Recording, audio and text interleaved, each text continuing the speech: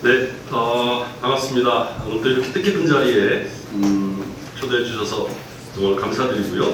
제가 오늘 말씀드릴 주제는 두 가지가 이렇게 엮여 있습니다. 하나는 한류에 관한 내용이고요.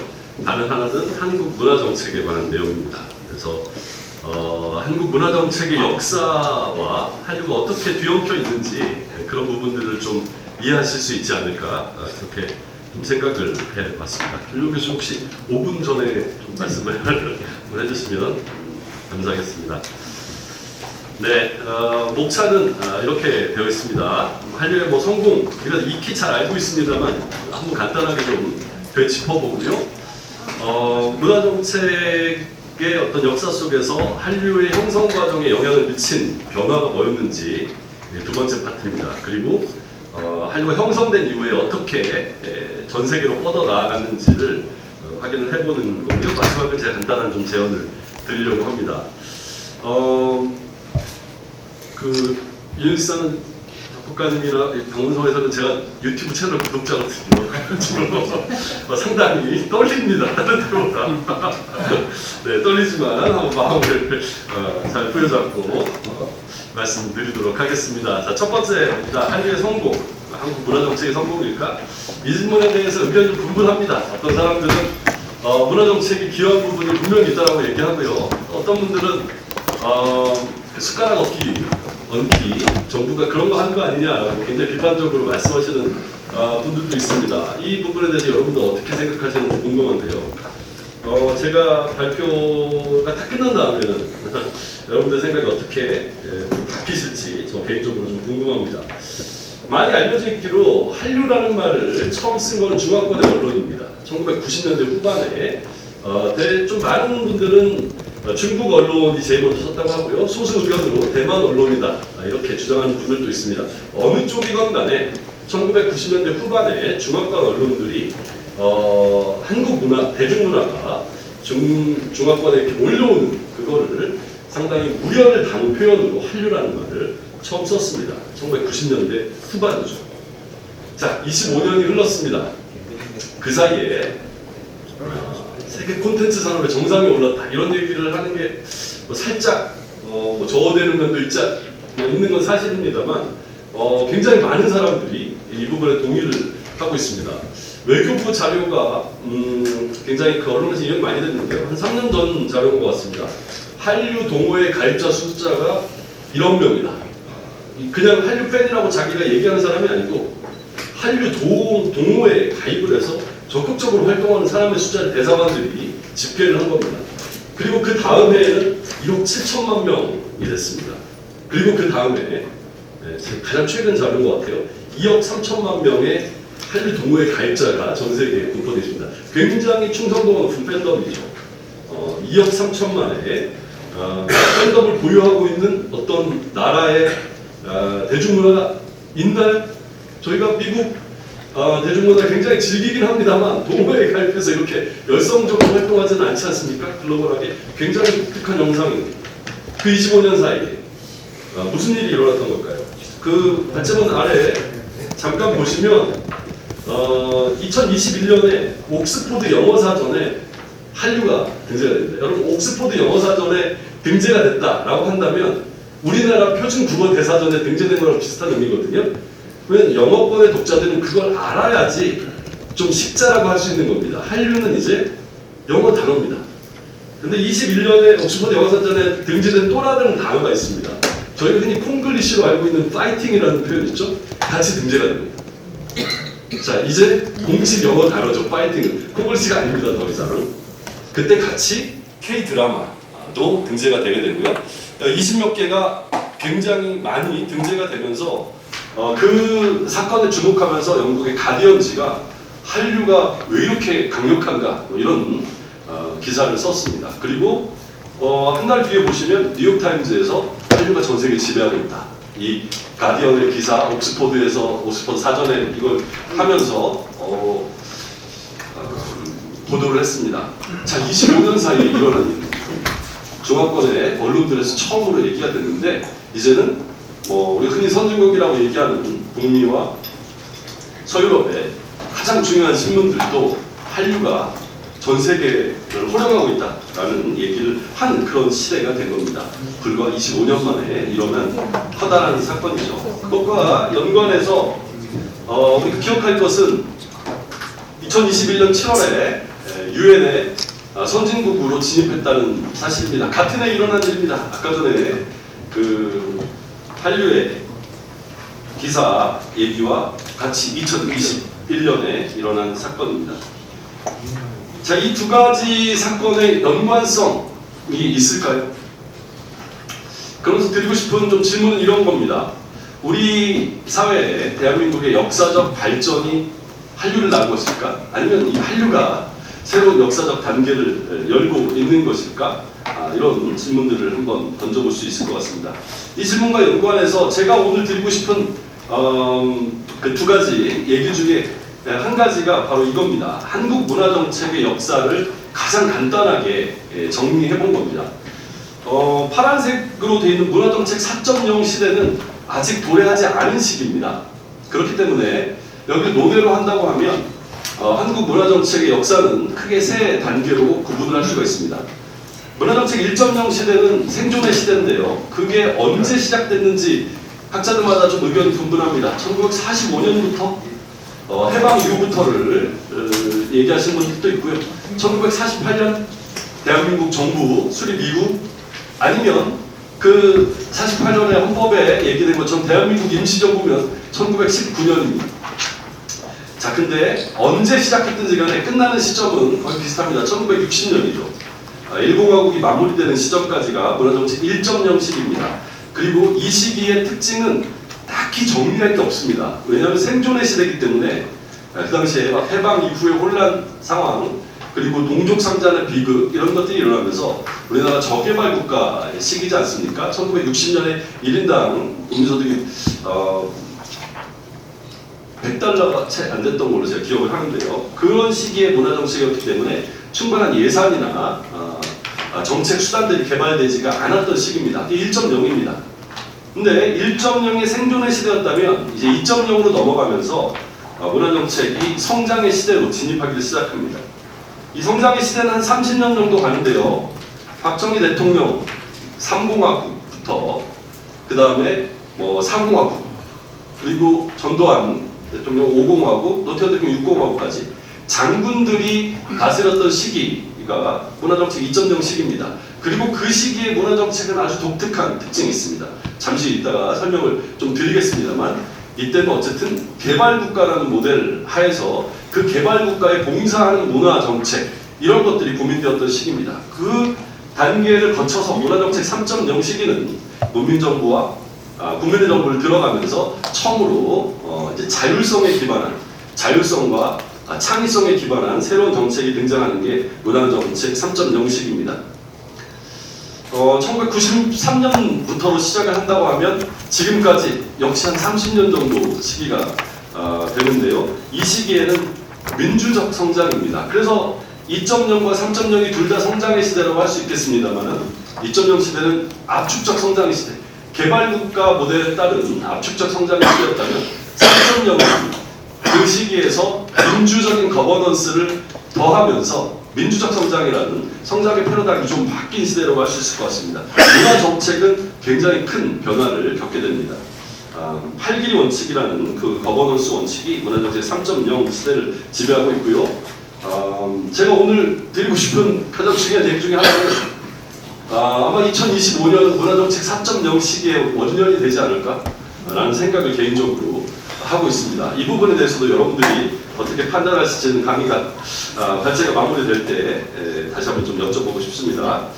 자, 한류에 대한 정의, 제가 좀 정리를 해봤습니다. 연구자들이, 우리나라 국내 연구자들이 정의한 내용들인데요. 결국에 보면 한국 대중문화가 주체가 돼서 해외에서 인기를 획득하는 그런 현상을 말합니다. 그리고 이 인기를 획득하는 게 일시적이거나 한 번 하고 마는 게 아니라 대중적인 기반으로서 팬덤이 형성되는 그런 현상을 대부분의 학자들의 정의를 종합하면 한류라고 얘기를 할 수가 있을 것 같습니다. 그리고 이 한류가 전 세계로, 아까 전에 초대 말씀드린 것처럼 25년 만에 전 세계로 퍼져나갈 수 있었던 데는 아마도 서구 선진국들, 기존의 문화 생태계를, 글로벌 문화 생태계를 좌지우지하고 있던 서구 선진국들의 어떤 변화하고 조응되는 그런 측면들이 있었던 것 같습니다. 부르디에라는 프랑스 사회학자죠. 이분의 문화자본론이라는 유명한 개념이 있습니다. 이 문화자본이라는 것은 그 사회의 지배계급이 어떤 테이스트, 취향을 통해 가지고 형성하는 것이고, 그걸 통해서 사회적인 구별짓기가 일어나고, 단순히 문화적인 것뿐만 아니라 그 지배계급의 재생산이 일어나는 것이다. 그래서 문화에 대한 어떤 중요성을 좀 강조한 부분일 텐데요. 이게 이제 1960년대, 70년대 그 당시 프랑스의 상황이라면 이게 한 30년이 지나고 나서 미국의 학자들이 부르디에 선생님 훌륭하시긴 한데 지금 시대는 좀 안 맞는 것 같아요 라고 하면서 얘기를 한 게 옴니보어 이론입니다. 그러면서 옴니보어 이론은 잡식성이라는 겁니다. 지배계급의 취향이 잡식성으로 변하고 있다. 뭐 이런 얘기인데요. 미국이 1990년대 미국의 지배계급을 살펴보니까 그들의 세련됨은 전통적인 고급 문화를 통한 문화자본이 아니라 굉장히 다양한 것들을 잡식으로 받아들이는 그런 변화가 일어났다. 예전에는 고상한 배척자들이었다면 지배계급의 취향이 지금 그런 것들이 아니라 글로벌라이제이션이라든지 디지털라이제이션이라든지 이런 현상과 이렇게 엮이면서 굉장히 잡식성 향유자로 변하고 있다. 그러니까 어떤 개방성이 더 중요한 거죠. 개방성과 창조성을 중심으로 이 취향의 변화를 관찰한 겁니다. 아마 이것과 조응하는 것이 영국 문화부가 1997년에 생깁니다. 우리나라가 1990년인데 상당히 늦죠. 영국은 예술위원회 모델로 그 문화를 진행했었는데요. 97년에 문화부를 만듭니다. 그러면서 그 문화부를 만든 이유에 대한 설명을 영국 정부가 하는데요. 그 영국 정부의 설명에서 가장 핵심적인 게 바로 이런 옴니보어 이론입니다. 더 이상 과거의 유럽의 위대한 전통을 보호하는 것 이런 걸로는 쉽지 않다. 그건 예술위원회에서 하시고 문화부를 새로 만들어서 창조 산업을 육성하겠다. 창조 경제를 육성하겠다. 방금 말씀드린 옴니보어 이론을 통한 그런 변화하고 맞물리는 흐름입니다. 자, 그런 흐름이 있었기 때문에 과거의 전통적인 유럽 중심적인 그런 고상한 취향, 그걸 넘어서는 잡식성의 창조성을 중심으로 한 취향이라는 공간이 열렸고요. 그 틈으로 한류가 들어가게 됐다라고 생각을 하고 있습니다. 그때 초기에 1997년에 토니 블레어가 당선이 됐을 때 우리나라에서는 김대중 대통령이 당선이 되셨고요. 그리고 바로 다음에 아셈 정상회의가 개최되면서 두 분이 회의를 합니다. 왜냐하면 김대중 대통령은 그 다음 아셈 정상회의 주최국이 한국이었기 때문에 현 주최국과 그 다음 주최국이 만나가지고 회의를 하는 거죠. 이때 영국 창조산업 나온 지 얼마 안 됐는데요. 그때 대화 내용이나 이런 걸 보면 굉장히 중심적인 주제가 젊은이들의 창조성이었습니다. 어떻게 이 새로운 창조성, 창조산업 이런 것들을 육성할 거냐 이런 내용들이 이루어지게 되고요. 김대중 정부의 문화산업 정책은 이런 식의 새로운 세계 문화 정책의 새로운 트렌드하고 굉장히 밀접한 그런 흐름으로 이루어지게 된다는 말씀을 드릴 수가 있겠습니다. 자, 이런 어떤 배경들이 있었기 때문에 글로벌하게 뻗어나가는데 굉장히 중요한 어떤 배경이 있었다라는 말씀을 드리겠습니다. 자, 한류의 형성 과정에 대한 얘기 드리도록 하겠습니다. 아까 보여드렸던 표가 잠깐 나오는데요. 다시 출연합니다. 1.0, 2.0, 그리고 3.0에 대한 얘기 떠올려 보시면 좋을 것 같습니다. 제가 인용하고 있는 것은 크리스 빌튼이라는 영국의 어린대학의 학자입니다. 영국 문화 정책에 대해서 굉장히 열심히 연구한 학자인데요. 이 학자가 2007년에 쓴 논문에 한국이 굉장히 특이하다라고 얘기를 하고 있습니다.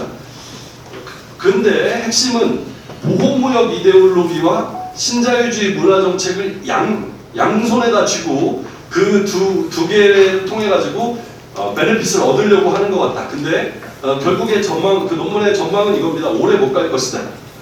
그렇게 얘기합니다. 이렇게 혼합적인 그런 정책으로는 오래 못 갈 거야. 이렇게 얘기를 합니다. 근데 무슨 일이 일어났습니까? 2007년부터 벌써 이제 20년 가까이 지나지 않았습니까? 계속 발전하고 있지 않습니까? 한류가? 이번에 예측이 틀렸죠. 제가 유학을 하고 있었을 텐데요. 이때 영국에서. 그때 저는 이거 틀릴 거라고 얘기를 했었습니다. 왜냐하면 우리나라 경제 발전 모델 자체가 굉장히 혼합적인 모델이거든요. 이 혼합적인 모델이 한국의 경제 발전을 일으켜왔고 그게 우리 DNA에 있다는 것을 영국 학자들은 이해를 하지 못하는 겁니다. 동아시아 개발국가 모델, 디벨로프멘탈 스테이트라는 모델은 사실은 차머스 존슨이라는 사람이 일본의 경제 발전을 연구하면서 생각해낸 모델입니다. 그리고 굉장히 혼합적이라는 이유는 스탈린주의 모델과 영미 조절국가 모델을 합쳐놓은 그래서 통치받는 시장을 만들어놓은 정부와 산업의 공모를 통한 압축적인 산업화, 리소스를 최대한 효율적으로 사용하는 그런 개발 국가 모델입니다. 자, 이게 통하죠. 우리나라뿐만 아니라 싱가포르도 타이완도 이런 모델로 이루어졌습니다. 아시아 네 마리 용 중에 홍콩 빼고, 홍콩은 영국 모델이었기 때문에 빼고 일본 그리고 우리나라, 대만, 싱가포르가 다 디벨로프멘탈 스테이트로 그 모델을 가지고 경제 발전을 했다라고 얘기가 되고 있습니다. 하지만 압축적 산업화라는 빛이 있으면 정실 자본주의라는 그림자가 있게 마련입니다. 왜요? 통치받는 시장이기 때문에 정부와 산업이 결탁합니다. 그리고 정부의 강력한 힘 때문에 언론과 검찰과 이런 결탁합니다. 이 모든 것을 정당화시키는 것은 개발의 지표입니다. 몇 프로 성장했느냐, 그거 생존의 시대를 벗어나서 성장의 시대로 들어갔다는 걸 확신시켜주는 그걸 통해 가지고 정부는 정당성을 얻는 겁니다. 그게 개발국가 모델의 본체이죠. 양날의 검입니다. 자, 그럼 문화정책은 어떨까요? 개발주의 시대, 아까 제가 말씀드린 2.0 시대입니다. 장군들이 통치했던 그 30년 개발국가 모델로 나라를 지배했던 시기입니다. 그 시기의 문화정책은 어땠을까요? 1960년대는 1.0 시대랑 큰 차이가 없습니다. 하지만 2.0에서 그 사공화국이죠. 유신 이후에 그때는 압축적인 개발이 일어납니다. 제가 여기 그 관점을 보시면 법 제도의 급속한 개발이라고 써놨는데요. 각종 법령들이 막 만들어지기 시작합니다.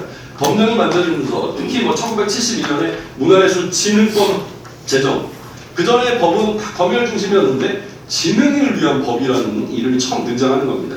73년에 문화예술진흥원 생기고요. 최초의 문화예술 5개년 계획이 발표가 되게 됩니다. 압축적 산업화했던 거 이제 문화도 압축적으로 성장시키자. 왜냐하면 서양에서 그렇게 하더라라는 거죠. 그러니까 급속한 개발, 이게 단순히 경제 개발뿐만 아니라 문화 쪽의 개발도 추진하는 겁니다. 하지만 이 상사를 보시면요, 키워드는 따로 있습니다. 개발을 하지만, 문화적인 개발을 하지만 키워드는 선전 그리고 보호, 검열입니다. 가장 중요한 것은 검열이죠. 자, 국가와 산업이 공모해가지고 압축적 개발을 하는데 이 개발을 의문시한다거나, 그죠? 이 개발에 문제를 제기하게 되면 그러면 개발의 주체에서 탈락되는 일이 생겨나는 겁니다. 그렇기 때문에 이 개발을 하지만 항상 그 키워드, 그 개발을 둘러싸고 있는 키워드는 검열에 순응하느냐, 그죠? 우리가 제공하는 보호, 그 보호의 틀 안에 만족하느냐, 그리고 정부를 선전해주느냐, 이게 가장 중요한 내용입니다. 하지만 1980년대 우리가 잘 아는 신자유주의 이런 게 영국과 미국에서 진행이 되면서 서서히 5공화국 이후에 모델이 침식하게 됩니다.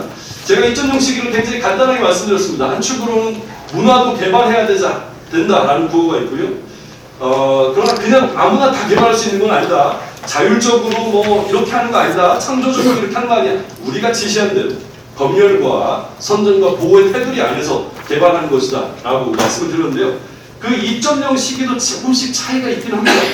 3공화국과 4공화국, 박정희 대통령 때 그 양자도 차이가 좀 있고요. 5공화국은 검열이 둘로 좀 갈라집니다. 사상검열과 풍속검열로 갈라지고 풍속검열은 풀어줍니다. 하지만 사상검열은 더 세지죠. 오히려 더 세집니다. 그리고 잘 아시다시피 1980년 광주라는 트라우마가 있는 정권이기 때문에 무슨 일이 일어납니까? 3S 정책이 동원이 되죠. 풍속검열을 풀어주면서 그런 쪽으로 쭉 가게 됩니다. 그리고 전두환 정권 초기에 미스코리아 대회 시작됩니다. 칼라 TV 이제 방송하게 되고요. 프로야구 만들죠. 통금 해제시킵니다. 통금 해제하고 룸사롱 뭐 이렇게 가는 겁니다. 3S 정책. 그래서 3, 4공화국과 5공화국은 좀 다릅니다. 그리고 6공화국은 역시 장군 대통령이기는 합니다만은 문화부를 만듭니다. 이어령 교수님을 장관으로 해서 문화공보부, 그죠? 공보에 사로잡힌 문화를 독립시키는 자율적인 문화부가 생겨나는 일도 있습니다. 이런 정권별 차이점은 있기는 합니다만 기조는 바로 아까 말씀드린 두 가지입니다. 개발 그리고 검열, 보호, 선전이라는 틀, 이게 문화정책 2.0 시기라고 할 수 있을 것 같습니다. 자, 제가 이 말씀을 길게 드린 이유를 아시겠죠? 한류는 2.0 시기에 나올 수 있는 것이 아닙니다. 국내용인 거죠. 그 당시에 통용되는 것은 국내에서만 유통이 될 수 있는 콘텐츠, 그걸로 충분한 겁니다. 한류는 2.0 시기를 벗어나면서 등장하게 되는 것입니다. 그리고 그걸 상징적으로 좀 보여주는 게 97년에 아시아 금융위기가 일어나면서 2.0 시기의 국가 운영 모델인 개발 국가 모델이 더 이상 운영될 수 없다는 거가 명징하게 드러나는 것, 그리고 그 여파로 최초의 평화적인 정권 교체가 일어나게 된 것, 이 두 가지를 중요한 변곡점으로 꼽을 수가 있을 것 같습니다. 좀 다른 식으로 표현해 본 겁니다. 40년대, 50년대 그 시기에 문화정책 1.0 시기, 생존의 시대의 문화정책, 특별한 게 없었다. 그 이후에 30년, 4명의 장군이, 3명입니다. 4번의 공화국이 있지만 개발주의 문화정책 시대가 있고요. 그리고 결정적으로 1997년 IMF 이후에 등장하게 된 문화정책 3.0 시기가 있습니다. 그 3.0 시기에 아까 제가 말씀드린 것처럼 김영삼 대통령이 이제 문민정부로 과거하고는 좀 결별을 하셨고요. 문화산업국도 처음으로 문체부안을 만드셨고요. 그런 발판이 있었습니다. 그리고 김대중 대통령이 되면서 제가 연설문 분석을 한 적이 있습니다. 김대중 대통령이 연설한 거에 문화라는 게 들어있는 모든 연설문을 뽑아가지고 분석을 해봤는데 정말 쉼없이 얘기하시는 게 문화 대통령이 되겠다. 21세기는 문화의 세기고 나는 문화의 대통령이 되겠다. 그러면서 이 부분에 대한 굉장히 각별한 정책을 개발을 하셨던 걸로 확인이 됩니다. 제가 신개발주의 문화산업 정책이라고 써놨는데요. 그 김대중 정부 시기에 문화산업 정책의 프레임을 좀 잡아본 겁니다. 제가 신이라는 표현을 쓰는 이유는 그 맨 아래 한번 보시면요, 모토가 있습니다. 8길이 원칙. 잘 아시는 원칙이죠. 지원하되 간섭은 하지 않는다. 문화정책이 이런 식으로 김대중 대통령도 문재인 대통령도 말씀을 하셨던 그런 원칙입니다. 자, 이게 들어왔기 때문에 새로운 겁니다. 아까 말씀드렸던 검열, 선전, 보호, 이런 식의 이데올로기에서 문화정책을 분리시킨 거, 8기 원칙을 통해 가지고 그걸 분리시켰기 때문에 민주적 거버넌스가 들어간 문화정책이기 때문에 신이라는 표현을 쓴 겁니다. 그럼 왜 굳이 개발주의라는 표현을 버리지 않느냐? 실제로 그렇습니다. 그 정부의 주요한 정책 문건 보면 문화산업의 국가기관산업화 이런 거 나옵니다. 그래서 역시 압축적 성장을 통해서 문화를 발전시켜야 돼요. 21세기는 문화의 시대이기 때문에 빠르게 인재도 길러내야 되고 산업 규모도 키워야 되고, 이거는 버리질 않았습니다. 개발국가 시대에 압축적 산업화라는 그 모토와 함께 거기에 데모크라틱 거버넌스라는 원칙이 들어갔기 때문에 신개발주의라는 표현을 쓰는 겁니다. 자, 그 사진을 가져왔는데요. 왼쪽에 계신 분은 문화정책 2.0 시기, 개발주의 문화정책의 가장 중요한 분이라고 하면, 오른쪽에 계신 분은 3.0 시기를 대표하시는 분이라고 할 수 있을 것 같습니다. 그리고 이 두 분은 상당히 공통점이 많습니다. 여러 연구들이 있어요. 두 분의 문화정책을, 문화 관련한 걸 비교하는 연구들이 있는데, 그런 데를 보면 이 민족주의적인 어떤 그런 지도자라는 부분들이 공통적으로 들어갑니다. 그리고 민족 위기 담론을 중심으로 해서 자신의 정책의 정당성을 좀 확인을 하려고 하셨고요. 국가 전략 산업을 육성하려고 했다는 그런 공통점이 있습니다. 그렇지만 가장 큰 차이가 제가 빨간색으로 표시해 놓은 겁니다. 두 분 다 카리스마틱한 민족주의자시지만 박정희 대통령은 자신의 민족주의의 정수를 경제개발이라고 정의를 하셨고요. 김대중 대통령은 병행발전론, 경제와 민주주의의 병행발전론을 얘기했다는 게 중요한 차이입니다. 자, 개발주의, 신개발주의 두 개의 차이에 대해서 이해를 하셨을 거라고 생각하고요. 자, 2.0과 3.0의 가장 중요한 차이가 그 지점인 겁니다. 자, 그래서 한류 형성기의 선순환 구조라고 제가 8개 단계를 적어놨는데요. 이 8개 단계는 박근혜 정부와 참여정부 시기, 한류 형성기니까요. 그 두 정부에서 민주적 거버넌스가 문화정책으로 들어오면서 검열과 선전과 보호란 이데올로기를 내려놓은 그런 상태에서 여전히 발전과 성장, 개발에 대한 욕구는 충전합니다만 그걸 내려놓은 상태에서 어떤 변화가 일어났는지 8개로 표현을 하는 겁니다. 그 2번 보시면 재밌습니다. 이전에 금지되던 소재를 포함해서 새로운 재현 양식으로 무장한 창조적 콘텐츠의 출현. 여러분 1990년대 후반에 이런 식으로 한국 영화의 브랜드를 완전히 바꾼 그 사례들 혹시 기억나시나요? 그렇습니다. 감사합니다. 쉬리죠. 바로 이어서 또 나오는 게 있습니다. JSA, 신미도. 자, 이건 2.0 시대에는 나올 수가 없는 영화들이죠. 제가 만난 그 김영삼 정부 때도 문화산업국장을 하고 김대중 정부 때도 문화산업국장을 양쪽 정부에서 같은 국장을 하기 쉽지 않은데요. 하신 분을 제가 인터뷰를 했는데 본인이 YS 때 그 국장할 때는 경찰청 가는 게 가장 주요 이거였답니다. 이거 지울 텐데 괜찮겠어요? 이거 늘어내도 괜찮겠어요? 이런 거. 근데 DJ가 대통령이 되신 이후에 그거 정말 완전히 사라졌다고 합니다. 경찰청에 가는 일이. 자, 그렇게 되면 무슨 변화가 일어납니까? 하고 싶은 걸 할 수 있잖아요. 내가 재현하고 싶은 거, 내가 꿈꿨던 걸 만들 수가 있지 않습니까? 우리들의 이야기인데, 정말 우리 진짜 이야기인데, 자, 관객들이 가기 시작하는 거죠. 엄청나게 커다란 변화가 일어나는 겁니다. 그게 국내 수용자들 사이의 인식 변화로 이어지고요. 산업 규모가 커지는 일들이 일어납니다. 제가 이따가 표로 명확하게 보여드릴 수가 있습니다. 그리고 수출도 따라서 엄청나게 증가를 하게 됩니다. 분야별로 적어놨습니다. 한번 확인하시면 좋겠고요.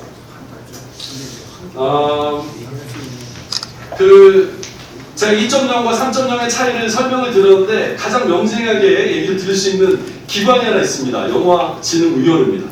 영화진흥위원회는 99년이니까요. 3.0 시기의 선물이죠. 근데 1973년에 영화진흥공사로 시작을 했습니다. 아까 말씀드렸던 유신 헌법 제정 이후에 그 문화도 개발해야 된다. 이 흐름 속에서 생긴 곳입니다. 영화진흥공사 제가 지금 질문을 드리면 거의 다 맞추세요. 그래서 이 부분도 제가 굉장히 기대를 하고 질문을 드리겠습니다. 2.0 시기예요. 그 장군 대통령들이 다스렸던 시기의 문화정책 시기. 2.0 시기에 영화진흥공사 사장을 맡은 분들의 공통적인 사전 직업이 있습니다. 사장 오기 전에 어떤 거였을까요? 검사는 아니고. 검사는 아닙니다. 장군님들. 자, 육군 장군님들이고요. 또 공통점이 있습니다. 정문 담당하신 분들. 정신교육, 육군의 정신교육을 책임지는 장군님들이 퇴직하시잖아요. 영화진흥공사 사장으로 가는 겁니다. 자, 이제 육군 정신교육을 했던 분들이 국민 정신교육을 해야 된다. 아까 말씀드린 2.0식의 특징이죠. 급속한 개발을 할 것이지만 틀은 우리가 정한다. 검열과 보호와 선전이라는 이 틀, 이걸 관리하실 분들이 육군의 전문가들, 장군님들이 퇴직하고 가는 자리가 영화진흥공사 사장이 됐습니다. 자, 그때 나온 한국 영화 수출이 가능하겠습니까? 수출이 가능하지가 않아요. 3.0으로 바뀌면서 영화진흥위원회가 됐죠. 물론 정권이 바뀌면서 굉장히 문제는 많습니다. 복잡다단합니다. 하지만 취지는 옳습니다. 영화 정책은 우리 장군들이 만드는 게 아니라 영화인들이 만드세요. 분야별로 위원들이 한 10명가량 모여서 합의제 기구를 바꾸지 않았습니까? 자, 그게 2.0과 3.0의 차이를 명징하게 보여줍니다. 문화예술도 문화예술진흥원이 문화예술위원회로 바뀌게 되는 게 그런 취지였습니다. 그 취지대로 됐는지는 다른 문제이긴 합니다만 그 차이가 2.0 시대와 3.0 시대를 잘 보여주는 겁니다. 그리고 이 3.0 시대의 산물이 바로 한류인 겁니다. 공교롭게도 시기가 딱 겹칩니다. 90년대 후반이죠. 이 부분에 대한 관심들도 굉장히 많이 있습니다. 이건 제가 한 아세안 관계조정 국제회의 때 발표했던 자료에서 가져온 건데요. 신개발 국가의 독특한 위상을 표현을 하는 겁니다. 일본은 포스트 디벨롭먼탈 국가로 넘어갔고요. 여기는 압축적 성장에 대한 그런 어떤 욕망이 떨어진 국가입니다. 중국은 디벨로프먼탈 스테이트로 모여 있습니다. 우리 2.0 시기죠. 그래서 저는 중국에 대해서는 걱정하지 않습니다.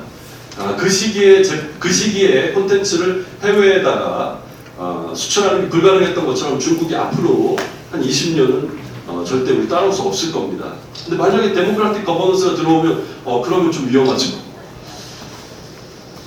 네, 2.0 시기와 3.0 시기에 전환을 바탕으로 해가지고 말씀을 드렸고요. 제 한류 확산 과정입니다. 자, 그럼 3.0 시대의 한류는 어떻게 아까 전에 말씀드린 것처럼 글로벌 문화자본으로 뻗어나아갈 수 있었을까요?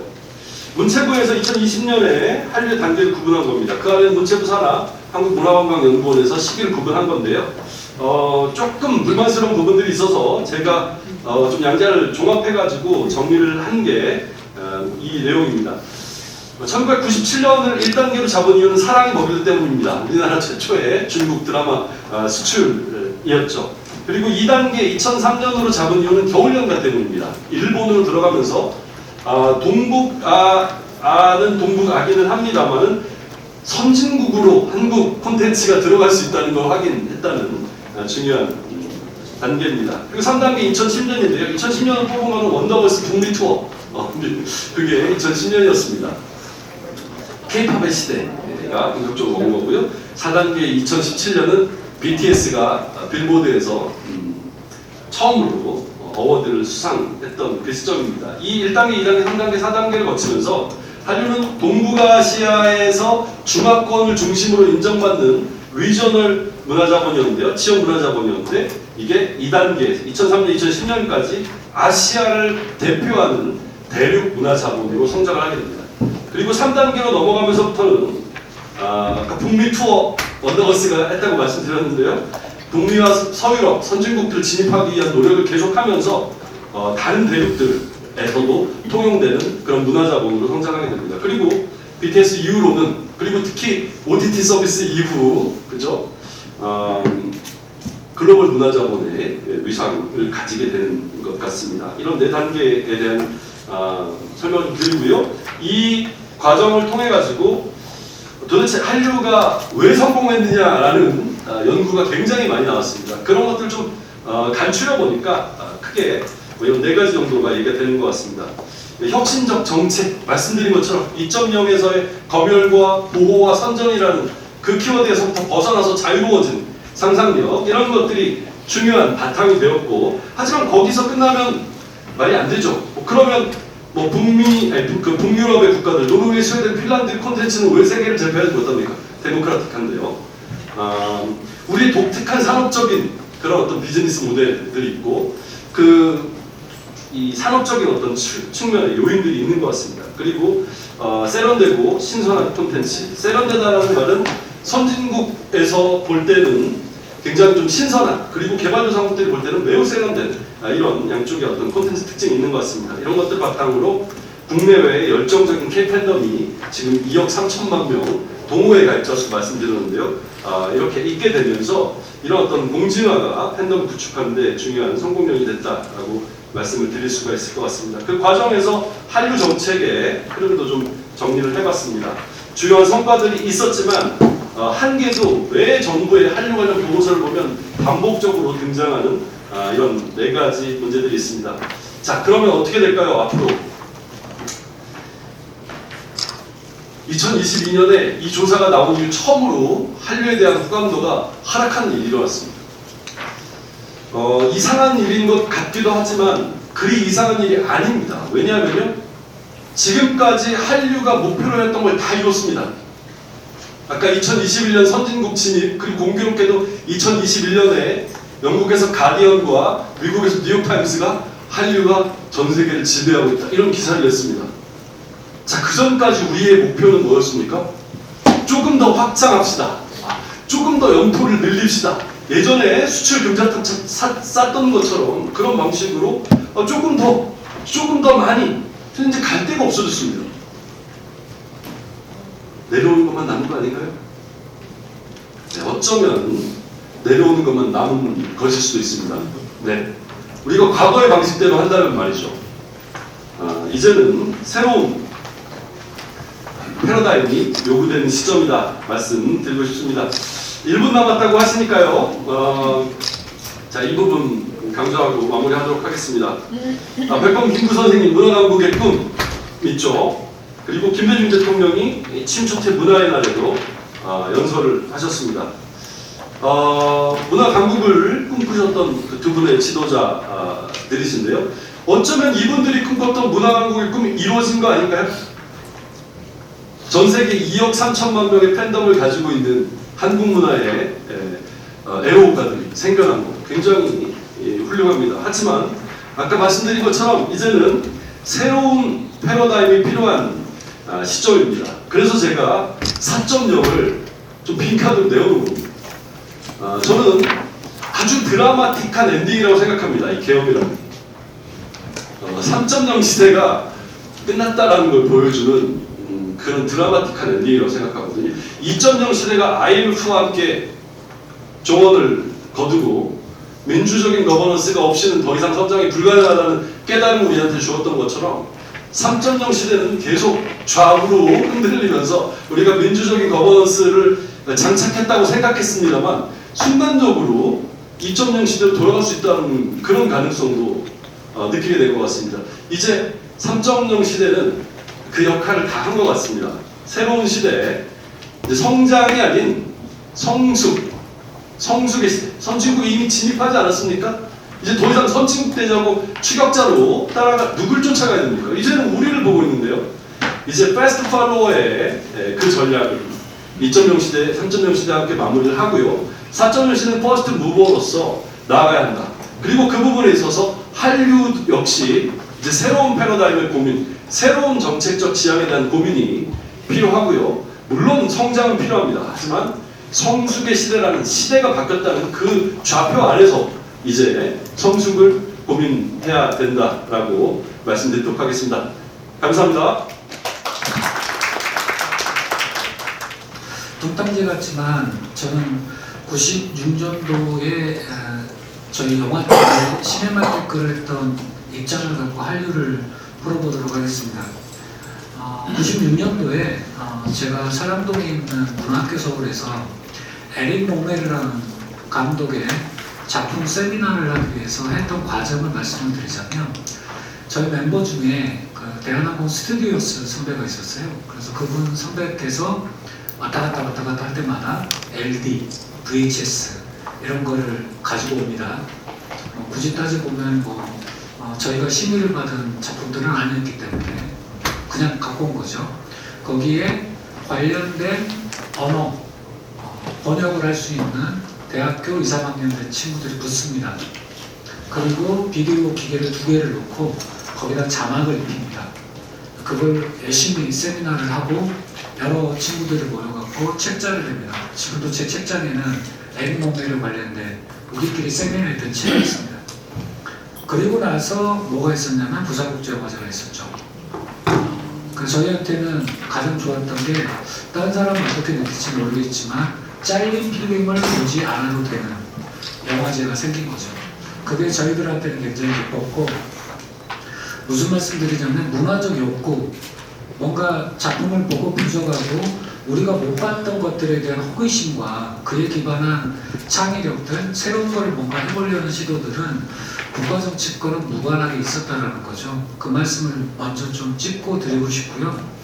두 번째 좀 되게 애매하게 좀 제가 사례를 들지 모르겠지만 1991년도에 KBS 드라마 중에 맹랑시대라는 드라마가 있어요. 그 중에 제가 최근에 본 것 중에 재밌는 장면이 노차사에 광야에서라는 노래가 고등학교 학생들이 그 노래를 합창을 합니다. 근데 1991년도에 노차사가 왜 노차사의 노래가 KBS라는 공영방송에서 나왔냐? 예, 사전 심의가 철폐되진 않았지만 그래도 열린 공간에서 뭔가를 내기 위해서 노차사가 음반을 심의를 받고 냅니다. 그 심의를 받고 낸 게 나왔고요. 그렇기 때문에 KBS에서 이런 맹랑시대의 노차사의 노래가 나왔겠죠. 근데 92년도에 정태춘은 불법 음반이라고 스스로가 지칭하는 92년 장마 종로에서 냅니다. 사전심의 철폐를 위한 싸움을 하는 거죠.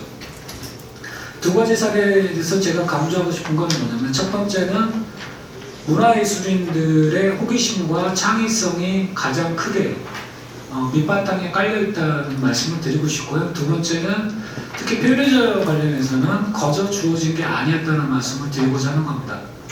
싸워서 쟁취한 것이지 거저 우리에게 주어졌던 건 아니었다라는 두 가지 점을 강조하고 싶은 거죠. 그래서 한류와 문화정책의 역할에 있어서 저는 가장 방점을 찍는 거는 뭐냐면 김대중 노무현 정부 이후에 과연 문화정책이 있었나? 그 전과 변별력이 있는? 뭐가 있었지? 오히려 퇴보의 역사가 반복됐던 게 아닐까. 갑자기요, 유인천 장관께서 문화한국 2035를 발표를 해요, 그저께. 그리고 오늘은 예술인 공제회에 관련된 토론을 하신답니다. 그리고 6월 달에는 잠실에서 80억짜리 행사가 이루어져요. 한류 행사. 그래서 한국과 일본과 중국의 문화부 장관들이 모여갖고 문화 정상회담을 열겠답니다. 그리고 관련된 법제가 4월 23일 날 한류 관련된 법제가 이제 시행이 되는 국면이죠. 강조점은 문화정책이 한류에 얼마나 이바지했냐. 저는 약간 아주 부정적인 이야기를 좀 드리고 싶습니다. 한국의 문화예술인과 정보통신기술이 만난 거죠. 그것들이 한류의 바탕이었고 어떤 정부는 한류의 발목을 잡았다고 저는 개인적으로 생각을 합니다. 대표적인 예가 저는 잼버리 폐막 공연, 여전히 문화를 동원의 대상과 본인의 어떤 걸 홍보하는 대상으로 삼고 있는 아주 퇴행적인 거를 보여주는 게 잼버리 폐막 공연이고요. 더 좀 우스운 거는 넷플릭스를 본인이 투자 유치를 했다고, 5천억, 6천억을 투자 유치를 했다고. 아니, 전 세계인이 열광한 콘텐츠 덕분에 넷플릭스가 오히려 저희들 바지꼬랭이를 붙들고라도 좀 같이 하자고 해야 될 마당에 마치 본인이 뭔가를 투자를 유치한 것처럼 얘기하는 두 가지가 정부 정책을 가장 특징적으로 보여준 게 아닐까라는 말씀을 드리고 싶고요. 한 7분 지났겠죠? 1분만 말씀을 드리면 저는 앞으로 정책을 짤 때 버전업을 하려면 두 가지가 필요하다고 생각하는데요. 저는 좀 관료주의의 위기를 느껴요. 김대중 정부 이후에서 지금까지 하나의 사례를 들면 어느 날 갑자기 영화진흥위원회가 독립영화 제작전을 하는데 사업자가 아닌 제작전을 하지 말래요. 근데 그 내면을 뜯어보면 뭐가 있냐면요, 블랙리스트 사태 이후에 자꾸 어떤 특정한 작품을 갖고 자꾸 언론에서 떠들어대고 인구에 회자되니까 관료들은 책임지기가 싫은 거예요. 근데 그 책임지기 싫어하는 것들을 그래도 뭔가 칸막이를 둘 수 있는 장치가 뭐냐면, 야, 그래도 한 3, 4억을 쓰는데 개인이 이걸 할 수 있겠어? 그러니까 사업자 등록증 낸 사람만 지원해. 앞서서 발제자분이 얘기해서 발제문과 거꾸로 가는 거죠. 두 번째는 예산과 관련된 겁니다. 예산과 관련된 부분인데 이런 얘기를 들어볼게요. 아마 문화예술인들은 다 아는 그 정책이 있는데 기획재정부에서 관리하는 재정 프로그램을 가지고 여러분들은 입력을 하셔야 될 거예요. 그게 뭐냐면 기획재정부가 탄생한 배경이 오히려 우리 민주당에서 집권을 했을 때 탄생한 거죠. 여러 가지 어떤 재정과 관련된 탄생을 한 건데 흐름은 그 당시에는 나름대로 장점이 있기 때문에 그런 흐름을 가졌겠지만 최근에 보면 기획은 없고요, 재정만 남아있죠. 정부의 어떤 재정 정책에서 기획은 없고 재정만 남아있다 보니까 한계를 지어줍니다. 올해 문화단체들 예외 한 10% 깎으세요. 20% 일단 깎고 들어오세요. 그 다음에 5월쯤에 협의를 하겠죠. 문체부와 영화진흥위원회가 협의를 할 것이고 모든 논리는 기재부가 반대. 이거 하나 모든 게 끝나요. 근데 그 기재부는 어떤 걸 갖고 주시를 하느냐, 본인들의 만들어 놓은 프로그램으로 모든 사람들이 입력을 해야 되는 거죠. 그걸 안 쓰면 안 돼요. 그러다 보니까 나중에 AI가 검열을 합니다. 이름 하나 딱 치면요, 예술 작품들에서 누가 언제 얼만큼 어떤 돈을 썼는지 쫙 검색을 해요. 그걸 갖고 통제하는 거죠. 실질적으로 따지고 보면 이게 과연 최근에 그 상황하고 맞는 것인지. 제가 햇빛이 쨍쨍한 날에 영화를 찍고 싶은데 그날따라 참 기후 변화 때문에 한 10일 동안 햇빛이 안 보여요. 그러면 영화 감독들은 뭐를 할까요? 대안을 찾아야죠. 어떻게 하면 될지. 그러면 예산 회차가 이미 늘어났을까요? 줄어들었을까요? 늘어날 수밖에 없죠. 그럼 기급하게 본인의 작품들 시나리오에서 하고자 하는 이야기가 훼손되지 않는 범위 내에서 로케이션을 조정해야겠죠. 방법을 찾아야겠죠. 예, 이거를 기재부의 프로그램은 답을 해주지 않습니다. 그거는 직원들하고 같이 협의를 하고 스태프들하고 협의를 해서 수정을 해야 되는 거죠. 근데 이러한 부분들을 막고 있다는 거죠. 적어도 어떤 그러한 측면이 관료화된 측면으로 하는 통제 수단으로 문화예술 정책이 가고 있다는 거고요. 그 얘기를 자꾸 물어보면 답은 한 가지예요. 자기들이 관리하기가 불편하대요. 시대는 다양성을 요구하고 창의력을 요구하는데 행정은 오히려 반대로 거꾸로 돌아가고 있는 게 현실인 거고요. 영화가 관객 수도 줄고 올해도 한 1억 2천만 명 찍을 것 같은데, 그리고 여전히 그 관련해서 내수시장에서 회수가 잘 안 되죠. 근데 그게 난 정상이라고 생각을 해요. 그동안 우리가 너무 내수에만 목매달았거든요. 그러면 사실은 아시아권이나 북미 시장이나 저희들이 할 수 있는 바를 열심히 노력해서 글로벌화 해야겠죠. 그게 너무 당연한데, 지금 정책은 어디에 머물고 있냐면 그냥 우리가 흔히 하는 VC예요. VC의 시모델. 모태권도 만들어서 얼마 낼 테니 현장에서 얼마 내. 그럼 그거 가지고 뭔가를 해봐. 하는 것들에 머물러 있는데, 막말로 좀 이런 말씀 드리면 뭐하겠지만 노무현 대통령님이 스크린 코드 때문에 저도 현장에 있었는데 저희들은 한마디 했어요. 아, 그렇게 자신 없습니까? 한번 맞짱뜨시다. 한국 영화인들 잘할 수 있잖아요. 제가 한 2천원 내놓을게요. 영발 기금에 2천원 투자할게요. 이렇게 시작을 했거든요.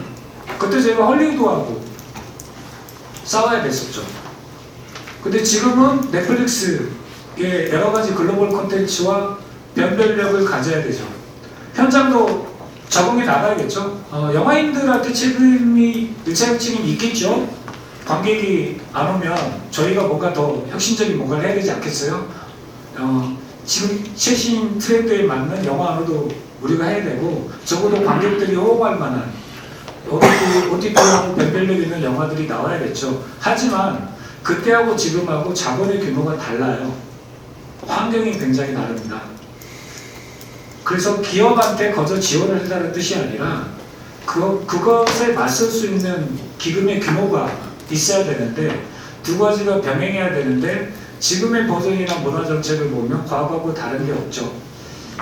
기금을, 재원을 어떻게 마련할지, 통섭이 요구되는 문화와 경제, 문화와 사회, 문화와 예술부터 시작해서 문화와 지역, 여러 가지 통섭이 요구되는 지금 사회에 있어서 칸막이 행정을 어떻게 극복하고, 지금 박지전님이 말씀하신 인문학적 감수성이 우리 관료들한테 어떻게 흐를 것인지에 대한 계획들이 서지 않는다면, 제가 볼 때는 정책은 정책으로만 남을 뿐이지 그 이상 힘을 발휘를 저는 못할 거라고 생각하고요. 현장의 언어는 그냥 아무 정책이 없었으면 좋겠다. 그냥 문화예술인들이 그냥 하는 대로 냅두고, 거기 뒤에서 혹시나 어떤 과실 중에서 혹시나 꼭 필요한 게 있으면 그때는 좀 뭔가 있었으면 좋겠다라고 말하는 게 문화예술인들이 현주소라는 것들을 재점 강조하면서, 나머지 이야기는 저 토론문으로 대체하도록 하겠습니다. 저는 뭐 몇 분만 한 번만 쓰면 될 것 같은데, 마지막에 하신 말씀에 적극 동조합니다. 일단 준비를 해오셨는데 저는 사실 준비한 게 없어요. 근데 아까 1.0, 2.0 사실 1.0 시대는 참탈의 시대였다고 생각이 돼요. 오히려 문화를 참탈했던 시대였고 2.0 시대는 통제의 시대였다면 3.0 시대 비로소 이제 할 수 있다 정도가 됐던 것 같은데 지금 중요한 거는 2.0이나 1.0 시대로 다시 못 가게 막는 게 가장 중요하지 않나 생각이 됩니다. 그리고 마지막에 이제 대표님께서 말씀하신 제발 그냥 내버려 둬라. 그 부분을 갖다가 굉장히 제가 이제 내년 되면 데뷔 35주년이거든요. 근데 얼굴은 어려 보이지만 19살 데뷔를 해가지고 제가 좀 오래됐습니다. 이제 어깨에 있은 지는. 여러분 혹시 아시죠? 쿨의 애상이라고 혹시 아세요? 쿨의 애상이 한동안 금지곡이 됐었습니다. KBS 그때 방송 금지가 됐을 때 왜 금지가 됐냐면 당시 거기 삐삐차고 청소년들한테 사행심을 조장한다. 그래서 제 곡은 언제나 칼질을 당했어야 되고 뭐 어떤 노래 이게 유명한 노래는 아니지만 사고뭉치라는 노래를 만드는 당시 이제 김영삼 대통령 시절이었는데 그 아드님의 이슈가 있었는데 사고뭉치가 그 부분을 지칭하지 않으니까 전혀 저는 짱구는 못 말려고 생각하고 만든 건데 그래서 금지곡이 되었습니다 당시에도. 그래서 사실은 저는 개인적으로 가장 존경하고 이 문화적으로 봐서는 훌륭한 일을 하신 분이 김대중 대통령이었다고 생각합니다. 왜냐하면 그분이 말씀하신 지원을 하든 간섭을 하지 마라 이게 그냥 언어 미사여구 같지만 굉장히 중요한 우리 문화인들한테는 굉장히 중요한 말인 게 결정을 하지 않아야 될 분들이 결정을 하면 안 돼요. 문화적인 어떤 선택권에 있어서 그러니까 스스로 토론할 수 있게끔 만들어주고 지금 사실은 지금 이 자리에서도 굉장히 어떻게 보면 소외받고 있는 박문성 여기 사실 여러 가지 담론이 있겠지만 제가 오늘 또 주장하고 싶은 내용은 문화부와 체육부와 관광부를 갖다 분리시켜달라. 이것도 굉장히 중요한 이슈 중에 하나라고 생각되는데 물론 이건 갈 길이 먼 얘기입니다만 사실 지금 체육 관련된 얘기 한 마디도 안 나오고 있잖아요. 얼마나 외롭겠습니까? 근데 이런 것들이 저도 뭐 저작권 관련돼서 또 문화 관련돼서 정부나 여러 정부를 갖다 거쳐서 많은 대화를 해봤는데 답답한 게 한두 가지가 아닙니다. 뭐 컨지런에서 이제 지원받는 문제도 너무 특정 집안 특정 대상에만 집중되고 있고 결국에 이제 영국이 아까 우리나라보다 문화가 늦게 만들어진 이유는 뭘까요? 문화는 굳이 정부에서 그렇게 단죄하고 어떤 정책을 만들어낸다 그것보다는 자유롭게 말할 수 있는 어떤 공간을 만들어주는 게 더 중요하다고 생각돼요. 그러니까 그러기 위해서 사실은 서민의 삶이 안정되는 게 우리 문화인들한테 무엇보다 중요합니다. 근데 서민의 삶이 안정됐으면 좋겠다고 누군가가 우리가 먹는 물에 대해서 어떤 가수분이 얘기했죠. 조그만 얘기 가지고 말하지 못하게 막고 그러면 그 관련 얘기를 할 수 없으면 서민의 삶에 우리가 그런 문화를 만들어낼 수 있습니까? 그런 걸 갖다가 오히려 정부에서는 또 앞으로 향후 탄생될 정부에서는 자유롭게 말할 수 있는 어떤 환경을 만들어주는 것을 역점을 해주시는 게 우리 문화 쪽으로 갖다가 더 발전시켜 나갈 수 있게 만들어주시는 게 아닌가 그런 생각이 듭니다. 그래서 표현의 자유, 문화인들이 그리고 너무 특정 분야에 지금 저는 사실 K-팝이라는 단어 자체도 90년대 중반에 J-팝을 따라한 게 아닌가라는 생각이 들어서 좀 바꿔야 되지 않나 이런 생각을 갖고 있지만 그거는 이제 너무 이제 역사적으로 기니까 짧게 말씀드리자면은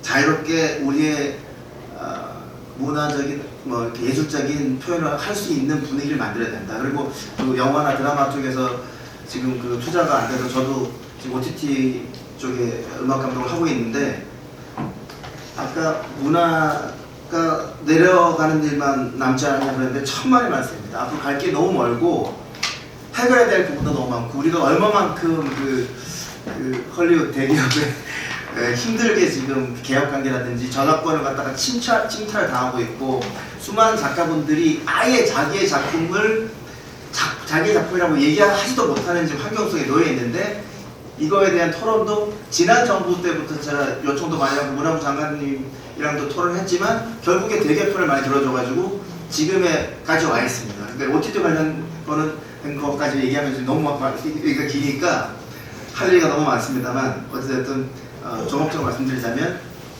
자유를 달라 문화인들에게 네, 그거밖에 말씀드릴 수 있는 것 같습니다. 네, 감사합니다.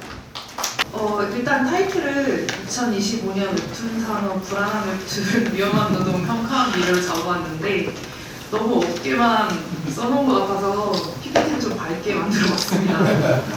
저희 웹툰 그렇게 어둡기만 하지 않고요. 각각 한 챕터씩 얘기를 하게 될 것 같은데 우선은 불안한 웹툰, 어째서 불안하다고 하는지를 말씀을 드리려고 합니다. 최근에 웹툰 플랫폼인 피너툰이 서비스를 종료를 했습니다. 피너툰은 이제 2015년에 시작을 해서 2023년에는 이제 131억 원 가까이 이제 매출액을 냈던 여성향 콘텐츠를 주로 선보였던 플랫폼인데요. 작년인 이제 2024년 서울국제도서전에서 한국에서 가장 재미있는 책으로 선정되기도 했었던 저 원룸 조교님이라는 작품이 연재되던 플랫폼이기도 합니다. 그런데 그 정도로 좀 굵직한 작품이 연재되고 있던 플랫폼인데도 이제 서비스 종료를 할 수밖에 없는 상황인 거죠. 이게 업계에서도 되게 큰 충격이었는데 이 충격이 곧 분노로 넘어가게 됩니다. 왜냐? 플랫폼 측이 작가에게 사전 협의 없이 일방적으로 서비스 종료 및 계약 해지를 공지하게 됩니다. 그러니까 하루아침에 너는 이제부터 직장 나가지 마 라고 말하는 거나 마찬가지인 상황인 거죠. 그러니까 연재처를 작가들이 잃어버려서 경제적인, 정신적인 피해를 입었는데도 제대로 된 보상을 지금까지 약속받지 못하고 있는 상황인 거죠. 이게 2025년에 벌어지고 있다는 게 정말 놀라운 일입니다. 조금 더 걱정스러운 일은 이제 피너툰이 웹툰 파일, 그러니까 작가가 플랫폼 쪽으로 연재를 할 때 웹툰 파일을 보내주는데 이 파일 데이터를 특정 작가에게만 돌려준다든지 아니면 특정 업체를 통해서만 다른 곳으로 연재할 수 있도록 만들고 있습니다. 그러니까 피너툰이 지금 서비스 종료를 하니까 뭐 네이버 웹툰으로 간다든지 봄툰으로 간다든지 다른 플랫폼으로 내 작품을 보낼 수 있어야 되는데 전송을 할 수 있어야 되는데 그 전송이 지금 불가능한 상태에 처해 있는 거죠. 그러니까 작가가 내 작품인데도 불구하고 내 작품에 대한 권리를 온전히 보호받지 못하고 있는 상황에 놓여 있습니다. 더불어서 독자들도 피해를 입고 있는데요. 웹툰을 보시는 분들은 아시겠지만 웹툰을 볼 수 있는 방법이 크게 세 가지가 있습니다. 첫 번째는 무료로 보는 겁니다. 요일마다 이제 무료로 풀리는 연재분이 있죠. 두 번째로 내가 무료로 보는 거 말고도 더 보고 싶다 하면 결제를 해서 보아야 하는데 이때 대여를 할 수가 있고 소장을 할 수가 있습니다. 대여와 소장 사이에는 어떤 차이가 있냐? 대여는 하루 정도 내가 볼 수 있다면 소장은 평생 동안 당신이 볼 수 있습니다 라고 보장을 해 놓는 거거든요. 그런데 피너툰이 이 소장권을 판매해 놓고 서비스가 종료되었으니 이제 더 이상 볼 수 없습니다 라고 해버린 거죠. 그러니까 독자들은 소장권을 구매해서 내가 조금 더 비싸게 이 작품을 샀는데도 더 이상 볼 수가 없는 상황에 놓여 있게 됩니다. 이런 점이 이제 디지털 콘텐츠를 구매하고 보는 데 있어서 되게 위험한 부분이죠.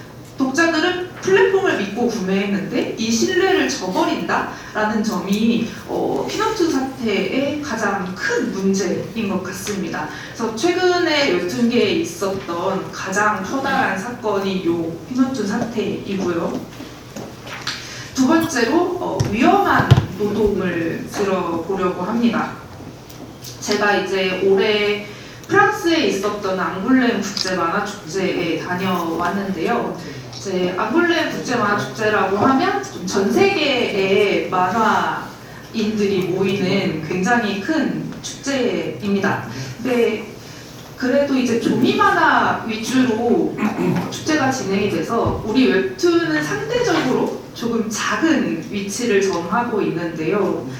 그런데도 불구하고 사람들이 모두 종이 가방을 들고 다니는데 그 종이 가방에 이 작품 나 혼자만 레벨업이 그려져 있습니다. 그러니까 이 나 혼자만 레벨업이 어떤 작품이냐?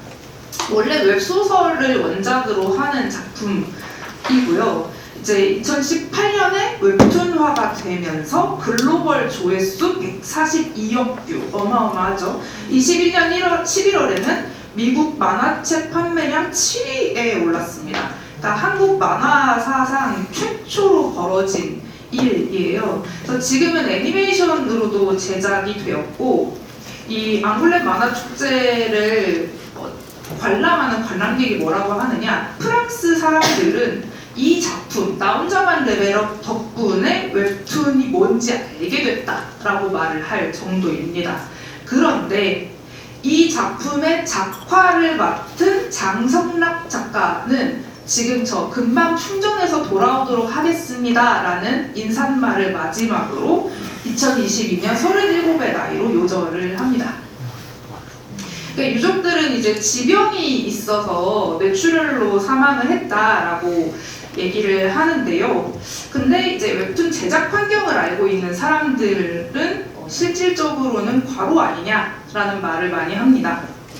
자, 이거는 이제 콘진원에서 매년 내고 있는 2024년 웹툰 사업체 실태조사인데요. 웹툰 작가가 하루 평균 10.1시간 그리고 일주일 평균 5.9일을 일하고 있다고 합니다. 이제 22년과 23년 조사 결과랑 비교해도 별로 달라지지 않은 수치이고 하루에 12시간 이상씩 일하는 작가가 30.6%, 주 7일, 그러니까 쉬지 못하고 계속 일하고 있는 작가도 26.9%라고 합니다. 이런 웹툰 작가의 고강도 노동이 이제 웹툰이라고 하면 떠오르는 특징에서 많이 오고 있다고 저는 생각을 합니다. 우리가 웹툰이라고 하면 요 나 혼자만 레벨업 표지 이미지처럼 굉장히 극화체에 컬러를 많이 입혀야 하는 작업물이고 또 이제 하나에 70컷에서 80컷 정도 되는 분량의 주간 연재가 특징입니다. 그러다 보니까 절대적으로 작가가 소화해야 되는 노동량이 너무 많아진 형태로 웹툰이 굳어지게 됩니다.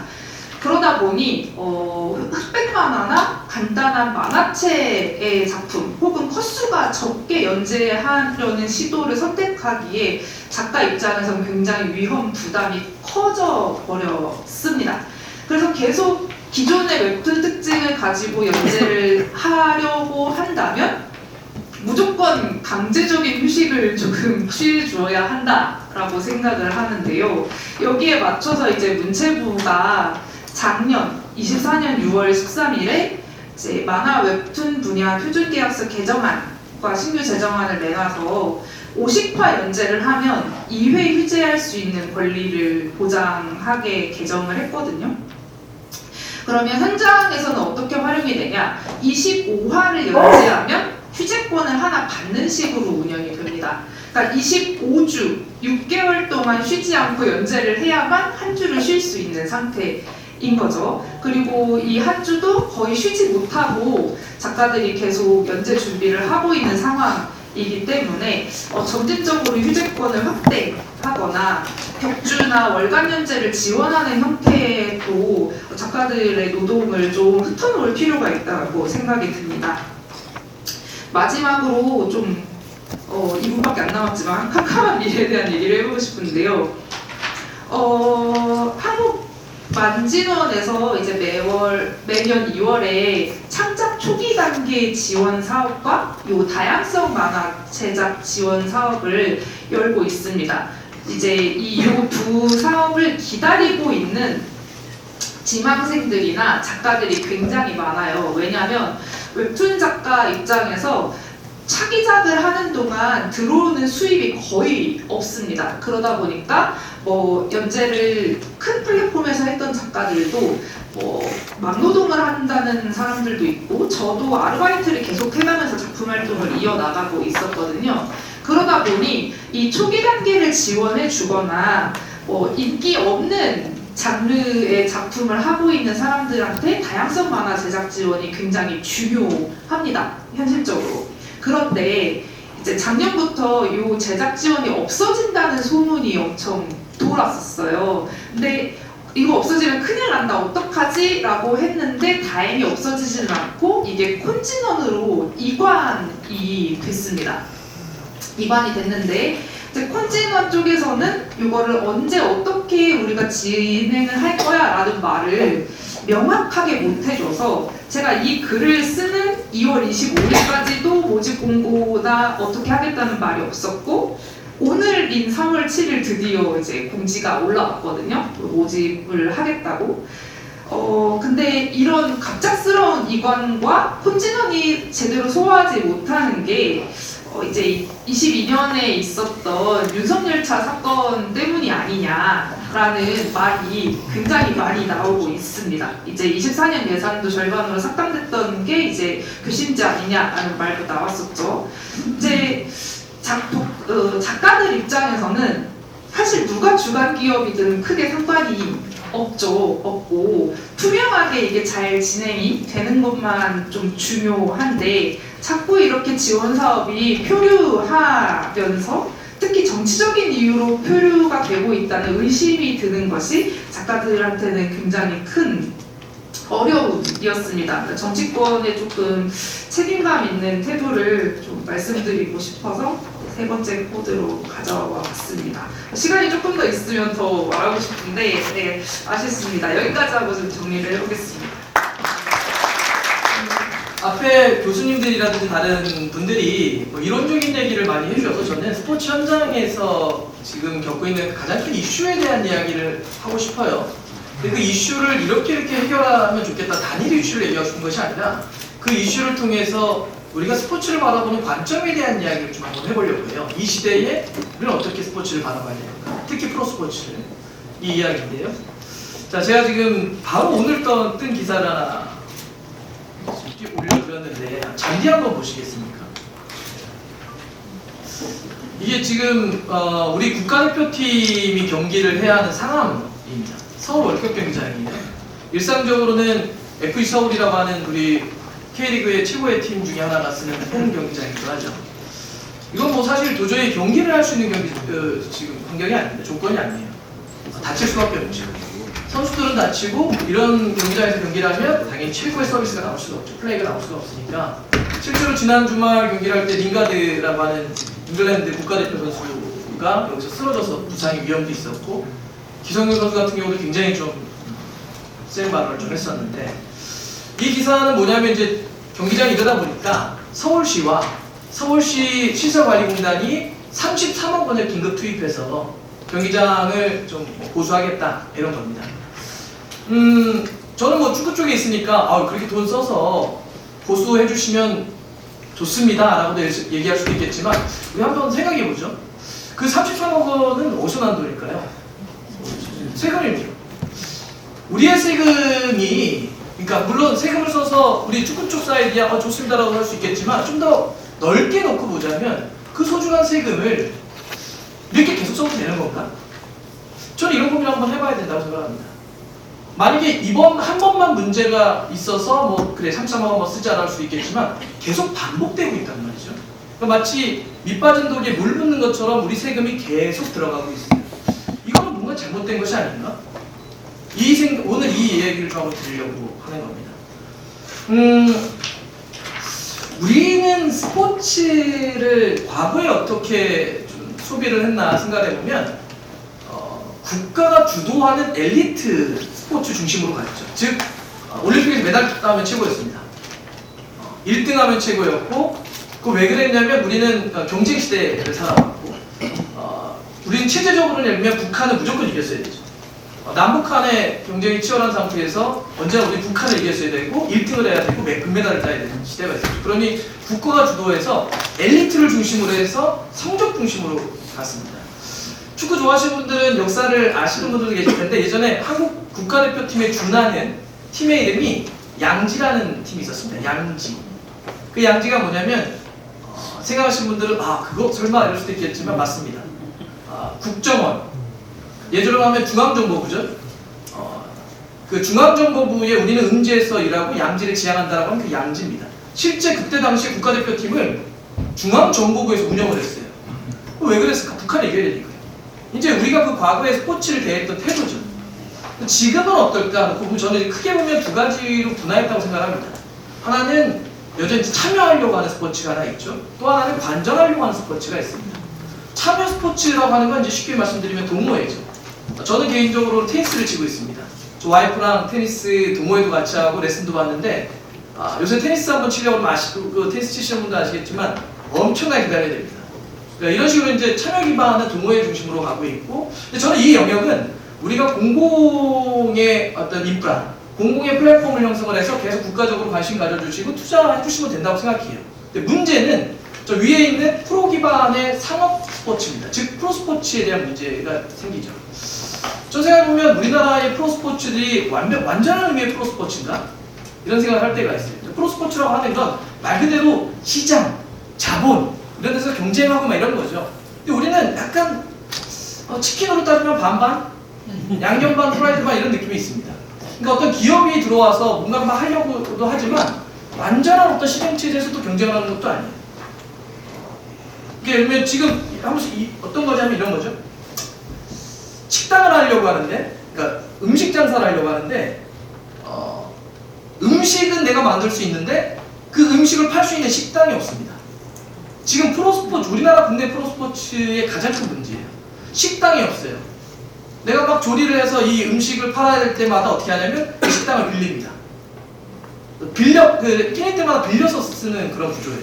그러니 이 주인은 내가 이 음식도 잘 만들고 여러 가지 뭐 식당도 잘 꾸려서 장사도 잘하고 싶고 멋진 식당을 만들고 싶긴 하는데 내 식당이 없으니 나는 할 수 있는 게 그저 요리 정도 열심히 만드는 것 정도에 끝나는 거죠. 레시피 개발하는 거로 끝나는 거죠. 그러니까 뭔가 돈을 벌 수 있는 구조가 아닙니다. 자, 지금 이거 왜 그러냐면 우리는 지금 프로스포츠는 현실적으로 경기장을 소유하는 게 굉장히 어렵습니다. 법과 제도적으로는 가능하긴 해요. 근데 만약에 프로스포츠 팀이 뭐 축구건 어디건 간에 경기장을 소유하려고 들면 세금을 엄청 때려받습니다. 그게 이제 비업무 토지 아니면 뭐 재산세 이런 거 붙여서 중과세를 받게 돼요. 그러니까 엄두를 못하죠. 그러니까 빌려 쓰게 되는 거예요. 우리는 다 어떻게든 국가가 소유하고 있죠. 시설관리공단에서 이렇게 쓰고 있습니다. 근데 이러면서 어떤 문제가 생겨나느냐? 실제 거의 다 이렇게 빌려 쓰고 의존하게 되다 보니까 세금은 세금대로 들어가고 구단들은 구단대로 돈을 못 버는 구조가 되는 거죠. 예를 들어 지금 우리는 시민구단이라고 하는 팀들이 있죠. 많은 팀들이 K리그에도 시민구단들이 있는데 엄밀하게 하면 시민구단 아닙니다. 바르셀로나 이런 게 시민구단인데 유럽에서 얘기하는 시민구단은 두 가지가 충족돼야 돼요. 하나는 시민들의 자발적인 참여가 있어야 되고 주주로서 시민주주가 있어야 되고 두 번째는 지역에 있는 기업들이 자발적으로 컨소시엄을 통해서 들어와야 돼요. 근데 우리는 다 안 되죠. 그러면 어떻게 운영되느냐? 실제로 지자체가 세금을 그냥 퍼붓습니다. 적게는 몇십억에서 넘게는 100억이 넘는 돈까지 쏟아붓게 돼요. 그렇게 되면 운영이 안 되니까요. 이런 구조를 갖고 있어요. 물론 저는 세금이 투여되는 게 그러면 나쁜 거야? 좀 그렇게 생각을 하진 않아요. 실제 프로스포츠는 도시를 기반으로, 만약에 제가 의정부 출신인데 의정부 FC가 있어요. 그러면 의정부 FC는 그 연고지, 의정부라고 하는 그 시민들의 어떤 그 삶에 있어서의 문화의 어떤 향유, 스포츠의 어떤 뭐 즐김 이런 것들을 공유하고 우리 정체성을 같이 담보하기 때문에 공공의 영역을 충족시켜줌에 따른 세금을 지원할 수는 있겠죠. 근데 한편으로는 또 하나 프로스포츠이기 때문에 자생력을 갖춰야 되지 않겠습니까? 근데 자생력을 갖출 수가 없습니다. 거기에 핵심이 아까 제가 얘기했던 경기장이 없어요. 그 가게가 없단 말이죠. 그러니까 이게 끊임없이 나머지 모든 걸 다 세금으로 운영하려다 보니까 세금 먹는 하마가 되는 거죠. 자, 그래서 저는 그 구체적인 방법에 대해서는 나중에 머리를 맞대고 생각해볼 수는 있겠지만 일단 우리가 큰 틀에 있어서 프로스포츠를 바라보는 관점을 좀 바꾸자. 이제는 더 이상 국가가 주도해서 프로스포츠를 무엇인가 해야지 라는 데서 좀 벗어나야 된다고 생각합니다. 국가가 뭔가 주도해서 국가가 경기장을 소유하고 국가가 무엇인가 프로를 이끌어가고 지자체가 그걸 소유하고 이런 방식으로 가면 세금은 세금대로 나가고 프로스포츠는 성장을 못합니다. 이제는 좀 민간 영역에서 그들이 자율적으로 할 수 있는 구조로 좀 넘겨줘야 되는 것이 아닌가. 시대가 달라졌으니.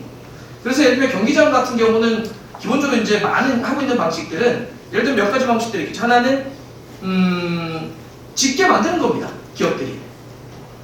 저는 세금을 아까 제가 공공의 영역에서 그 역할을 하고 있기 때문에 세금을 지원할 수 있다고 했는데 저는 직접적으로 우리 세금을 프로팀에 지원하는 것을 줄여야 된다고 생각해요. 현금을 50억, 현금을 100억 주는 방식은 줄이자. 단 세금을 약간 감면하는 간접적 지원을 할 수 있죠. 우리 세금을 바로 주는 것이 아니라 세금을 좀 깎아주는. 자, 경기장을 건설해서 너네들이 써보되 우리가 그 대신 경기장 건설에 대한 뭐 이런 거에 대해서 세금을 좀 깎아줄게. 이런 방식이 하나 있고요. 근데 이런 얘기를 하면 이럴 수도 있어요. 야, 그 기업들이 그 부동산 갖고 경기장 진다고 했죠. 나중에 부동산 뭐 특혜나 투기되는 거 아니야? 그러면 어떻게 하면 되느냐? 유럽이나 일본도 그런 방식을 많이 쓰는데 PPP 방식이 있죠. 퍼블릭, 그다음에 프라이빗, 그리고 파트너십이라고 하는 민관이 함께 자본을 넣고 노동력을 넣고 서로의 어떤 그 기획을 해서 같이 짓는 겁니다. 그래서 기본적으로는 국가가 갔대 50년, 100년의 장기 임대를 줘버리는 거죠. 니네가 운영해. 이렇게 되면 만약 그 기업, 그 회사, 기업, 구단은 내가 운영권을 받게 되면 뭐라도 합니다. 이 경기장에서 잔디가 나쁘다? 그러면 팬들한테 이 서비스에 대한 문제 제기가 될 것이고 여기서 계속 적자가 나지 않겠습니까? 그러면 그 기업은 뭔가를 하기 위해서 끊임없이 만들어내요. 뭔가 끊임없이 만들어내요. 축구로 따지면 축구는 많이 하면 일주일에 2번 해요. 그러면 영업일이 이틀이고 일주일에 5일을 논다는 거 아닙니까? 그럼 5일 동안 나도 뭔가 계속 하기 위해서 지역 사람들이 무엇인가를 할 수 있는 스포츠 뭔가 멀티플렉스 같은 걸 만들죠. 지역 사람들이 여기서 테니스도 칠 수 있고 배드민턴도 할 수 있고 뭐 다른 종목을 할 수 있는 공간들을 만들어서 이걸 활용하게 됩니다. 그러면 결과적으로는 그 우리 국가가 지자체나 시설관리공단이 운영을 할 때 세금이 투여되는 것도 줄일 수 있고 구단 입장에서는 내가 그 운영을 함으로써 어떤 그 기본적인 시설의 인프라도 늘릴 수 있을 뿐더러 활용 가치도 높일 수가 있는 거죠. 제 지금 재료 맨 마지막 한 번만 보여주시겠습니까? 네. 그렇게 해서 지금 이게 얼마 전에 있었던 혹시 사진을 보셨는지 모르겠는데 영국의 국왕인 찰스 국왕입니다.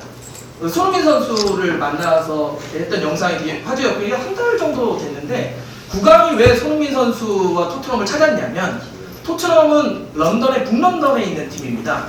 근데 지금 뭐 런던도 그렇고 영국 자체도 예를 들면 좀 납부되어 있는 도시나 혹은 재생산업이 필요한 그 동네가 좀 있겠죠. 그걸 국가의 세금을 모두 투여해서 바꾸기에는 너무나 큰 돈이 드는 거죠.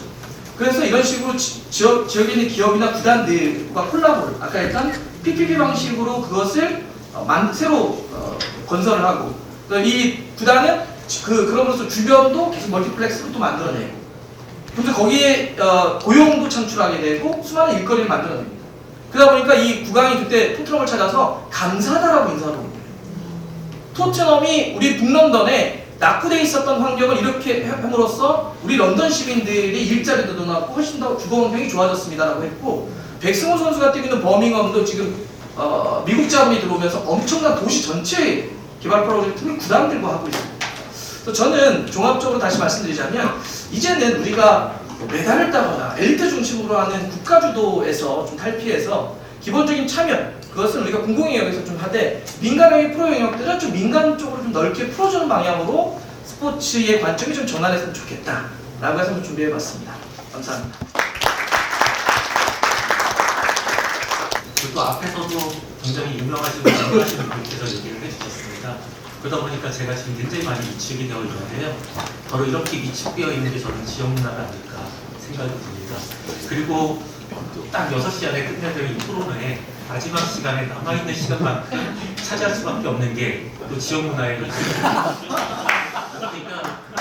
여유가 있고 겨우 뭐라 그래 좀 틈이 있으면 그렇게 껴주는 게 제 지역 문화가 아닌가라는 생각들을 좀 하면서 앉아 있었는데요. 아무튼 아마 지역 문화라는 단어가 이렇게 반가운 분도 있고 어색하신 분들도 있을 겁니다. 그래서 저는 굉장히 많은 얘기를 할 수 있음에도 불구하고 딱 오늘은 강조해서 드리고 싶은 얘기는 관료화 문제 이거 한번 중점적으로 좀 말씀드리고 싶은데요. 또 시작을 우리 고영재 대표님께서 어떻게 보면 이제 중앙정부의 관료화에 대한 얘기를 하셨다라고 하면 저는 그 관료화가 지역까지 내려와가지고 지방행정과 지역문화행정, 지역문화정책 전반에 있어서 덕목현상을 만들어냈다. 이 얘기를 좀 드리고 싶습니다. 한때 지역문화 정책의 전달 체계로서 지역문화재단의 중요성을 굉장히 많이 얘기했었습니다. 그리고 지난 10여 년간 지역문화진흥법에 힘입어 150여 개의 광역과 기초문화재단들이 만들어졌는데요. 어떻게 보면 중앙 단위의 공공문화기관을 제외하고 나면 어떻게 보면 지역에서는 모든 예산과 인력과 사업, 프로젝트들이 다 문화재단으로 기결됐다라고도 볼 수 있는 상황이 됐습니다. 그런데 이 지역문화재단이 150개가 만들어졌으면 지역에 뭔가 좀 재밌는 일도 벌어지고 지역 간에 굉장히 다채롭고 재미난 프로젝트들이 서로 경쟁도 하고 그리고 그것들을 어떻게 보면 중앙에서 좀 이렇게 뽑아 올려가지고 전국적으로 좀 뭐라고 표현해야 될까요? 사례 전파라고 얘기하는 좀 그렇고 저는 이것들을 좀 더 잘할 수 있는 환경들을 만들기 위한 정책이 추가적으로 나오고 뭐 이러면 좋겠는데 오히려 이 문화재단들이 만들어지고 이러면서 지역의 고유성이나 정체성은 사라지고 전국이 획일화되고 동영화되는 이런 과정들이 있었습니다. 그리고 이 동영화됐다라는 게 예를 들면 잘한 거를 잘 따라하면서 상향 평준화가 되면 좋은데 지역 현장은 대부분 다 하향 평준화되었습니다. 그리고 거기서 가장 답답한 분들이 예술가분들이죠. 그리고 어떻게 보면 이 지원 정책 하에서 각자의 어떤 고유성, 창조성들을 발휘해야 되는 지역문화재 단체나 이런 분들은 다 문화재단의 눈치만 보고 문화재단의 대표한테 어떻게 빌려서라도 살짝 눈에 들어야 지원금 조금 더 받을 수 있는 이런 환경들이 되어버렸습니다. 그리고 문화재단 안으로 들어가 보면 지역문화재단은 지역의 중요한 문화기획자나 역량 있는 선수들을 빨아들였습니다. 그동안. 근데 그런 역량 있는 선수들이 지역문화재단에 들어가서 제 역할들을 하고 있느냐라고 보면 대부분 어떻게 되느냐 공무원보다 더한 공무원이 되어 있습니다. 그래서 오히려 이들이 어떻게 보면 지자체 단체장이나 아니면 지방권력의 핵심들이 조금 더 선전선동의 도구로서 축제 현장이나 문화재 현장을 자랑하는 데 있어서의 그 역할들 그것들을 중점적으로 두고 활동하고 있는 건 아닌가 생각이 들 정도로 좀 그렇게 되어 있는데요. 그러다 보니까 지자체 입장에서는 이 문화재 현장을 더 관리하기 쉽게 누굴 내려보내고 있느냐 관료 출신들을 보내고 있죠. 그래서 국장 출신이나 부시장 출신들이 지난 5년간 그리고 특히 윤석열 정부 들어서 최근 들어서 이 문화재단의 대표들의 출신들을 보시면 굉장히 빠르게 행정 출신들이 늘어나는 걸 확인하실 수가 있을 겁니다. 근데 문화재단 만드신 이유가 뭡니까?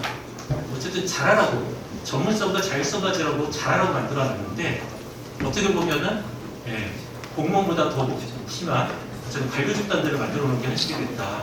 그래서 저는 이 150여 개 늘어난 광역과 기초문화재단들을 향후에 어떻게 다시 그 역할들을 그 다음에 그 기능들을 제대로 할 수 있도록 환경들을 만들어줄 것인가 이게 저는 굉장히 중요한 어떻게 보면 지역문화 정책의 핵심이라고 생각을 하고요. 그리고 그런 자율성과 전문성을 가지고 지역문화재단들이 각자의 재미있는 일들을 하면 실은 정책이 굉장히 많아지고 활성화되고 그리고 어떻게 보면 중앙은 굳이 지역문화 정책을 만들지 않아도 되는 거거든요. 저는 그런 국면으로 좀 넘어가야 된다. 그러기 위해서는 이제 양쪽으로 만들어진 지역문화재단이 질적으로 좀 변화할 수 있는 그런 계기들이 한국에서 만들어졌으면 좋겠고 그것이 결국엔 지역문화 정책의 일대 쇄신의 길이다라는 얘기를 듣고 제 얘기를 마치고 싶습니다. 네, 고맙습니다. 지역을 문화를 대하는 게 아니고요. 항상 모든 발표 때나 토론 때 보면 마지막에 하시는 분이 항상 뒤에 있습니다. 그러니까